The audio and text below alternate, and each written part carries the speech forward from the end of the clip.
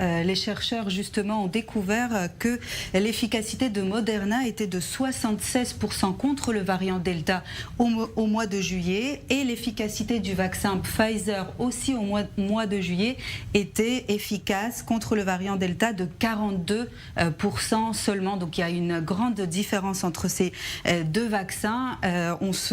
Ces études justement ont été publiées aux États-Unis, ont été réalisées par l'hôpital La Mayo Clinique. C'est un établissement hospitalier de renommée mondiale. Il y a énormément de chercheurs là-bas et justement, ces études ont été menées sur des patients de cet hôpital. Au total, 50 000 patients atteints qui ont reçu ces vaccins Moderna et Pfizer ont été analysés. Alors vous allez me demander comment cela se fait-il, puisque ces deux vaccins utilisent le même système, l'ARN messager, mais en fait il y a quelques différences. Tout d'abord, dans la conservation de ces vaccins, Moderna a besoin d'être conservé à une température un peu plus chaude que le vaccin Pfizer. Et puis une autre différence aussi, c'est lorsque l'on injecte ces vaccins, eh bien, la concentration de Moderna est beaucoup plus forte que la concentration de Pfizer BioNTech. Il y a aussi une autre petite différence, ça concerne l'intervalle de temps entre l'injection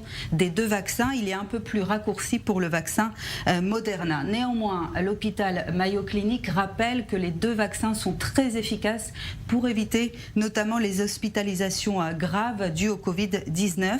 La question qui se pose désormais, c'est peut-être de savoir si l'on injecte une troisième dose aux personnes qui ont reçu le vaccin Pfizer pour la première et la deuxième dose, alors peut-être qu'on pourrait leur injecter la dose de Moderna qui semble plus efficace contre le variant Delta.